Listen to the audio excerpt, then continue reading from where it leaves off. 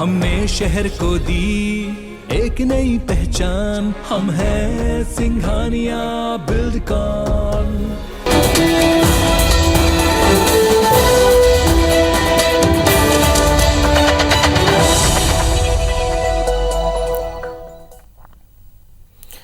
नमस्कार, आप देख रहे हैं IBC24। मैं हूं आपके साथ राहुल सिन्हा। रात 10 बजे की खबरों में आपका स्वागत है। खबरों को देखेंगे विस्तार से। यूक्रेन में रूसी सेना लगातार अपनी पकड़ मजबूत करती जा रही है और कई शहरों में भयंकर गोलाबारी हो रही है। इस बीच वहां पर फंसे भारतीय छात्रों और नागरिकों की वापसी के लिए लगातार कोशिशें जारी है। आज भी ऑपरेशन गंगा के तहत भारतीय छात्रों का दल वहां से वापस देश लौटा है। ऑपरेशन गंगा के तहत अब तक 3,350 भारतीयों को देश लाया जा चुका है। जब ये देखता हूँ कि दुनिया के बहुत सारे देशों के लोग शायद अभी भी वहाँ फंसे होंगे, लेकिन हमारे लोग इस तरह से निकल रहे हैं। आज भी जो है, आप जिस फ्लाइट में आए हो ये नंबर 4 है। इसके बाद में अभी it is to be followed by 3, 4, 5 more flights. और आने वाले 2-3 दिन में बहुत सारे लोग इवैक्यूएट होकर के हिंदुस्तान वापस आ जाएंगे। Challenging of times, so I'm grateful for your resilience, for your courage and your patience. Welcome back, all of you. Welcome back home. Bharat माता की जय।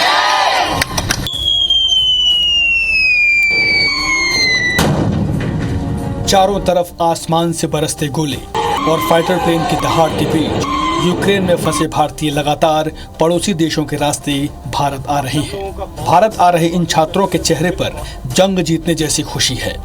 मध्य प्रदेश और छत्तीसगढ़ के भी छात्र लगातार यूक्रेन से वापस आ रहे हैं, लेकिन अभी भी सैकड़ों भारतीय यूक्रेन के अलग अलग शहरों में फंसे हुए हैं। भारत सरकार के साथ ही वापस पहुंचे छात्र भी अपने साथियों के सुरक्षित वापसी को लेकर चिंतित हैं। कोई वो बाहर नहीं जाने दे, वहाँ पे रशियन ट्रूपर्स है हर जगह, वहाँ पे यूक्रेनियन साथ नहीं दे रहे, वो बेचारे बंकर में पड़े हुए, खाने का पीने का क्या सीन है। मुझे सुमी और खार्किव जो है वहाँ पे काफ़ी प्रॉब्लम चल रही है। जैसे मेरा एक भाई है, वो अभी निकला है वहाँ से, जैसे भी वो बहुत प्रॉब्लम में अभी, मतलब वहाँ पे वो खार्किव में रहता है। खार्किव में आज ही बॉम्ब ब्लास्ट हुए हैं। बहुत अच्छा लगा कि हमें इवैक्यूएट किया और किसी कंट्री ने अभी तक ये स्टेप नहीं लिया है इवैक्यूएशन का। बस अभी गवर्नमेंट से रिक्वेस्ट है कि जो हमारे सुमी और खार्किव में बच्चे फंसे हैं उनको पहले निकालें सर। यूक्रेन में फंसे छात्रों के लिए सबसे बड़ी दिक्कत ट्रांसपोर्ट की है। पोलैंड, हंगरी और स्लोवाकिया के बॉर्डर तक जाने के लिए यूक्रेन के दूसरे छोर वाले शहरों से 300 से 400 किलोमीटर तक की यात्रा करनी पड़ रही है। बसों और कारों की उतनी सुविधा नहीं होने की वजह हजारों छात्र यहाँ वहाँ रेलवे स्टेशन, कम्युनिटी हॉल या बंकर में शरण लिए हुए हैं। ट्रेनें कम हैं और जो हैं भी वो खचाखच भरी हुई हैं। ऐसी भी खबरें आ रही हैं कि ट्रेनों में यूक्रेन सहित यूरोप और दूसरे पश्चिमी देशों को नागरिकों को जगह दी जा रही है। ऐसे में इन छात्रों के पास वहाँ से निकलने का रास्ता बेहद मुश्किल है। इसको मत समझिए कि ये खत्म हो जाएगी एक दिन में या 2 दिन में। ये एक्स्ट्राऑर्डिनरी हालत है। अगर खत्म हो गई तो बहुत ही अच्छा है। आपको तैयार होना चाहिए मेंटली, साइकोलॉजिकली कि ये एलोंगेट होगी, काफी दिनों तक चलेगी। इस बीच विदेश मंत्रालय ने भारतीय छात्रों को यूक्रेन के शहर खार्किव से जल्द निकलने की एडवाइजरी जारी की है। मंत्रालय ने रूस से मिली जानकारी के आधार पर ये एडवाइजरी जारी की है। राहत की बात यह है कि अब तक 17,000 से ज्यादा छात्र यूक्रेन छोड़ चुके हैं। इनमें से 3,350 को ऑपरेशन गंगा के तहत भारत लाया जा चुका है, जबकि 24 घंटे के भीतर 15 विमान भारतीयों को लेने के लिए जाने वाले हैं। यूक्रेन के पड़ोसी देशों के बॉर्डर पर भारत सरकार के 3 केंद्रीय मंत्री ज्योतिरादित्य सिंधिया, हरदीप पुरी और वीके सिंह पहले ही पहुंचकर वापसी की प्रक्रिया को मॉनिटर कर रहे हैं। उधर यूक्रेन को हथियार पहुंचाने पर रूस ने नाटो के देशों को धमकी देते हुए हमला और तेज कर दिया है। Bureau report, IBC24।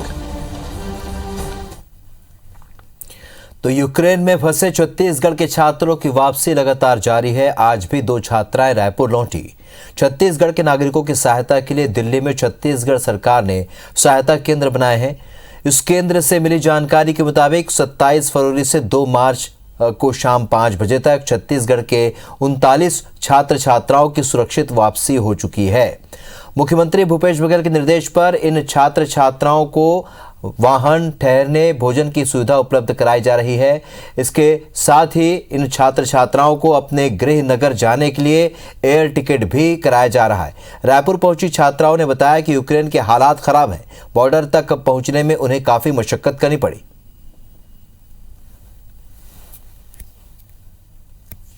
यूक्रेन में अभी भी हालात सुधरे नहीं है और लगातार रशिया की तरफ से हमले वहां पर हो रहे हैं। इस बीच 2 और छत्तीसगढ़ के छात्र जो यूक्रेन पढ़ाई के लिए गए हुए थे वो वापस लौट पाए हैं। इस वक्त हमारे साथ रायपुर एयरपोर्ट में मौजूद हैं, उनसे बात करते हैं। छवि खंडेलवाल है और निकिता भोजवानी है, ये दोनों रायपुर के रहने वाले हैं और यूक्रेन पढ़ाई के लिए गए थे, यहाँ लौटे हैं। इनसे बात करते हैं कि ताज़ा स्थिति क्या है जब वो वहाँ से निकले थे।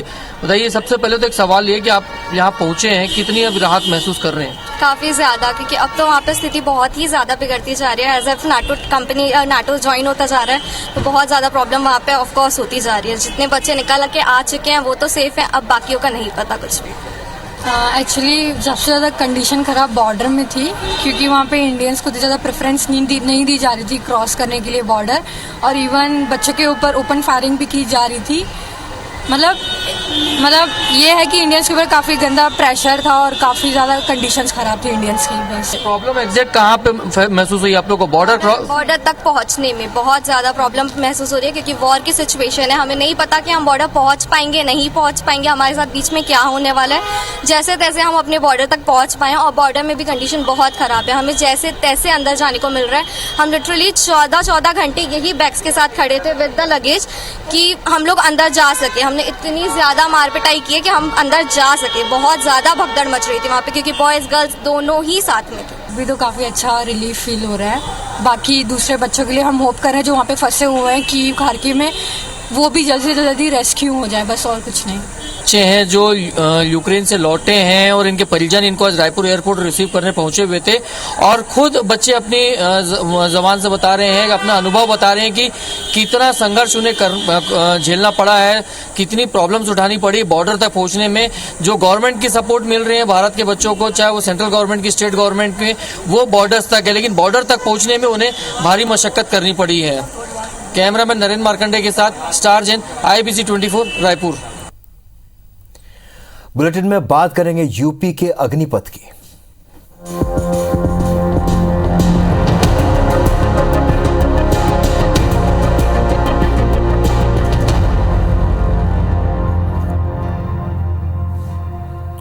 तो उत्तर प्रदेश विधानसभा चुनाव के छठे चरण में कल 57 सीटों पर वोटिंग होगी और छठे चरण में सीएम योगी आदित्यनाथ समेत कुल 676 उम्मीदवारों की किस्मत ईवीएम में कैद होगी।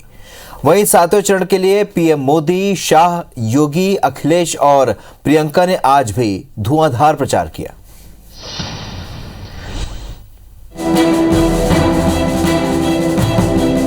यूपी विधानसभा चुनाव का सियासी संग्राम अब अपने अंजाम तक पहुंचने वाला है। गुरुवार को छठे चरण के चुनाव के लिए 10 जिलों की 57 विधानसभा सीटों पर वोटिंग होगी। छठे चरण में सीएम योगी आदित्यनाथ की गोरखपुर सीट भी शामिल है। कुल 676 प्रत्याशियों की किस्मत इस छठे चरण में दांव पर है। वहीं सातवें चरण के प्रचार के लिए सियासी दलों ने अब पूर्वांचल में पूरी ताकत झोंक दी है। बुधवार को पीएम मोदी गाजीपुर में जमकर गरजे। उन्होंने वैक्सीन को लेकर अखिलेश यादव पर जमकर हमला बोला। वहीं प्रधानमंत्री ने कांग्रेस को सेना का अपमान करने वाली पार्टी करार दिया। इन गौर परिवारवादियों ने कदम कदम पर भारत का अपमान करने में कोई कसर नहीं छोड़ी है। ये अपमान यूपी के लोगों का अपमान है। वहीं केंद्रीय गृह मंत्री अमित शाह ने चंदौली, जौनपुर और आजमगढ़ में सभा कर अपराधों को लेकर समाजवादी पार्टी पर जमकर निशाना साधा। उन्होंने कहा कि सपा राज में यूपी अपराधों में नंबर 1 था, लेकिन पिछले 5 साल में योगी ने चुन चुन कर माफिया को साफ कर दिया। वहीं अखिलेश यादव ने जौनपुर में परिवारवाद के आरोपों पर बीजेपी पर पलटवार किया। 5 चरण में सपा बसपा का सुपड़ा साफ हो गया। छठे और सातवें ने 300 पार कराने का काम करना है। ये सरकार चाहती तो 5 साल में मेडिकल कॉलेज शुरू करके गरीबों को इलाज और दवाई और जांचें भी हो जाती। लेकिन इस सरकार ने 5 साल में मेडिकल कॉलेज पूरा नहीं किया। मऊ में सीएम योगी और प्रियंका गांधी ने भी प्रचार किया। प्रियंका गांधी ने मोदी योगी पर बेरोजगारी और धर्म जाति की राजनीति को लेकर हमला बोला, तो वहीं योगी आदित्यनाथ ने कहा कि अगर मऊ की चारों सीटें जीत ली तो लखनऊ में मजबूत सरकार बननी तय है। उन्होंने मुख्तार अंसारी का नाम लिए बगैर कहा कि जो माफिया कार की बोनट पर बैठकर असलहे लहराता था, आज वो व्हील चेयर पर बैठकर गिड़गिड़ा रहा है। कभी चीन की बात करेंगे, कभी रूस और यूक्रेन के बीच में जो जंग हो रहा है उसकी बात करेंगे, लेकिन आप जो रोजाना हर रोज एक जंग लड़ रहे हैं अपनी रोजी रोटी को कमाने के लिए, जो संघर्ष आप कर रहे हैं, जिस संकट में आप हैं, उसकी बात कोई नहीं कर रहा है। गरीबों का राशन डकारने वाले सपा के गुंडे भी और बहुजन समाजवादी पार्टी का हाथी भी आपके पास आने का प्रयास करेगा, लेकिन इनसे सावधान रहना। इनका विकास से, गरीब कल्याण से और सुरक्षा से कोई लेना देना नहीं है। यूपी में बदलती सियासी हवा अफसरों का रंग भी बदल रही है। अयोध्या में डीएम आवास के नेम प्लेट को भगवा रंग से हरा कर दिया गया। इसे लेकर डीएम नीतीश कुमार ने ठीकरा पीडब्ल्यूडी पर फोड़ा। अब देखना यह है कि 10 मार्च के बाद नाम पट्टिका का रंग फिर भगवा होगा या नहीं। विजय दीक्षित, IBC 24, लखनऊ। छत्तीसगढ़ के मुख्यमंत्री भूपेश बघेल ने आज उत्तर प्रदेश के जौनपुर के कांग्रेस प्रत्याशी नदीम जावेद के पक्ष में जौनपुर में 3 सभाएं ली। जौनपुर के सदर कोतवाली बाजार सभा को संबोधित करते हुए उन्होंने कहा कि चुनाव चरम पर है। उत्तराखंड, गोवा, पंजाब के चुनाव हो चुके हैं। उत्तर प्रदेश में 5 चरण के चुनाव हो चुके हैं। भाजपा की सरकार किसी राज्य में नहीं आ रही, ये तो तय है। यूपी विधानसभा चुनाव के 7वें चरण के लिए प्रचार का दौर जारी है। छत्तीसगढ़ के मुख्यमंत्री भूपेश बघेल ने जौनपुर में सभा को संबोधित किया। इस दौरान उन्होंने बीजेपी पर जमकर हमला बोला। उन्होंने कहा कि बीजेपी ने कहा था कि 70 लाख युवाओं को रोजगार देंगे, यूपी में रोजगार के अवसर उपलब्ध कराएंगे। नोटबंदी के दौरान मोदी ने कहा था कि काला धन वापस लाएंगे। मैं पूछना चाहता हूं कि क्या हुआ काले धन का। उन्होंने कहा कि जाति और धर्म के नाम से वोट देने पर विकास नहीं हो सकता। हम ठगने का काम नहीं करते, हम जिम्मेदार लोग हैं। उन्होंने सभा को संबोधित करते हुए कहा कि हम धर्म के नाम पर राजनीति नहीं करते, हम गाय के नाम से वोट नहीं मांगते, हम गाय की सेवा करते हैं। गाय के गोबर से पैसा कमा रहे हैं, हम आम जनता के जेब में पैसा डाल रहे हैं। बीजेपी लोगों की जेब से पैसा निकाल रही है। सबसे बड़ा मुद्दा है और महंगाई चरम पे है, इसे आम जनता त्रस्त है और इसलिए यहाँ की जनता परिवर्तन चाहती है और परिवर्तन होकर रहेगा। 5 चरण के चुनाव हो चुके हैं, 6वां चरण के मतदान कल होगा और जनता ने मन बना लिया है योगी जी को मठ में बिठाना है। सीएम भूपेश बघेल ने यूपी के गाजीपुर और जौनपुर में कांग्रेस प्रत्याशी के पक्ष में 4 सभाएं ली। सभी सभाओं में कांग्रेस प्रत्याशियों के पक्ष में लोगों का जबरदस्त उत्साह देखने को मिला। जौनपुर के कोतवाली बाजार सभा में बस्तर के सांसद दीपक बैज विशेष रूप से उपस्थित रहे। छत्तीसगढ़ के मुख्यमंत्री भूपेश बघेल ने आज उत्तर प्रदेश में गाजीपुर और जौनपुर में 4 विशाल चुनावी सभा ली है और इस सभा में लोगों का जो समर्थन मिल रहा है उसको देखकर उन्होंने कमेंट्स किया है कि उत्तर प्रदेश की जनता इस बार परिवर्तन चाहती है और उनके उत्साह से यही देखने को मिल रहा है। कैमरामैन संजू सिन्हा के साथ राजेश मिश्रा, IBC 24, जौनपुर। और अब आइए देखते हैं बिग न्यूज।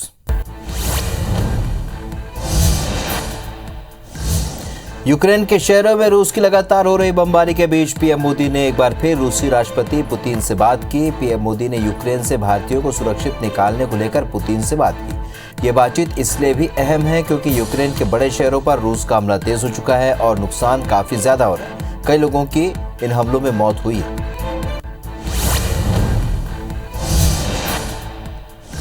यूक्रेन और रूस के बीच जंग खतरनाक स्थिति में पहुंच चुकी है, जिसे देखते हुए विदेश मंत्रालय की ओर से खार्किव में मौजूद सुरक्षित ठिकानों की जानकारी दी गई है। विदेश मंत्रालय ने कहा कि जो भी भारतीय खार्किव में मौजूद है उन्हें पास की मौजूद पीसोचिन, बेजलुडोक और बाबे में चले जाना चाहिए। विदेश मंत्रालय ने इन तीनों ही जगहों को सुरक्षित जोन बताया।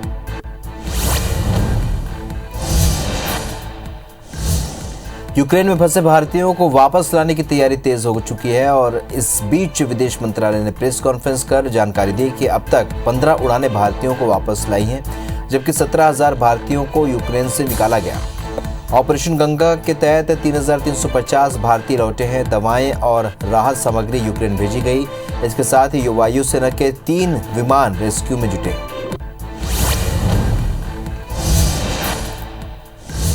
यूक्रेन के खिलाफ रूसी हमला 7वें दिन भी जारी है। खार्किव समेत कई प्रमुख शहरों में लगातार हमले हो रहे हैं। यहां पर 24 घंटे में हुए हमलों में 21 लोग मारे गए हैं और 112 लोग घायल हुए हैं। इस बीच यूक्रेन के राष्ट्रपति जेलेंस्की ने दावा किया कि जंग में अब तक लगभग 6,000 रूसी सैनिक मारे गए हैं। इधर रूस खेरसून शहर पर कब्जा करने का दावा कर रहा है।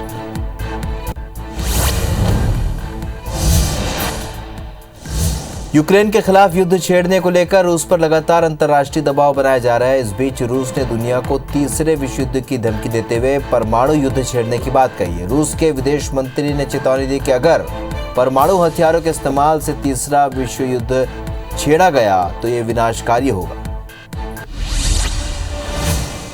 कुछ और खबरें विस्तार से। शहीद महेंद्र कर्मा यूनिवर्सिटी बस्तर में 5 मार्च को तीसरे दीक्षांत समारोह का आयोजन किया जाएगा। इस दीक्षांत समारोह की अध्यक्षता राज्यपाल अनुसुईया उइके करेंगी। प्रोफेसर डॉक्टर अरुण कुमार सिन्हा, पूर्व कुलपति पटना विश्वविद्यालय, मुख्य वक्ता के रूप में इसमें मौजूद रहेंगे। साथ ही प्रदेश के शिक्षा मंत्री उमेश पटेल भी विशिष्ट अतिथि के रूप में संबोधन देंगे। जगदलपुर स्थित यूनिवर्सिटी में कुलपति डॉक्टर शैलेंद्र कुमार सिंह ने बताया कि दीक्षांत समारोह में विशिष्ट अतिथि के रूप में मंत्री कवासी लखमा समेत बस्तर संभाग के सांसद विधायक भी मौजूद रहेंगे। कोरोना के चलते पिछले साल दीक्षांत समारोह का आयोजन नहीं हो पाया था। इस बार 95 गोल्ड मेडल का वितरण किया जाएगा। हाल ही में पर्चा लीक मामले में कुलपति ने कहा कि मामले की जांच कर ली गई है। जल्द ही जांच रिपोर्ट को कार्यपरिषद की बैठक में रखा जाएगा। 5 मार्च को तृतीय दीक्षांत समारोह का आयोजन 12 बजे से किया जा रहा है। तृतीय दीक्षांत समारोह में 95 गोल्ड मेडल छात्र छात्राओं को दिया जाना है। आपकी विधानसभा का सत्रावसान होता है, उसके बाद कार्यपरिषद की बैठक बुलाई जा रही है और उसमें कार्यपरिषद के द्वारा उचित निर्णय दिया जाएगा। सुकमा जिले के डब्बा कोंटा में सलवा जुडूम अभियान के बाद से बंद साप्ताहिक बाजार फिर से सज गया है। ग्रामीणों और व्यापारियों की पहल से 16 साल बाद साप्ताहिक बाजार लगा। इसे लेकर ग्रामीण काफी खुश नजर आए, जमकर खरीदारी करते भी नजर आए। बाजार शुरू करने से पहले डब्बा कोंटा गांव के पेरमा पुजारियों ने बाजार स्थल पहुंचकर पारंपरिक विधि विधान से पूजा अर्चना की, जिसके बाद बाजार सज गया और देखते देखते पूरा गांव बाजार सजने की खुशी में बाजार पहुंचा। जमकर दैनिक सामानों की खरीदारी की गई। बता दें कि पिछले कुछ महीने में पुलिस और सुरक्षा बलों ने 2 दिशाओं से डब्बा कोंटा तक पहुंच बढ़ाई है।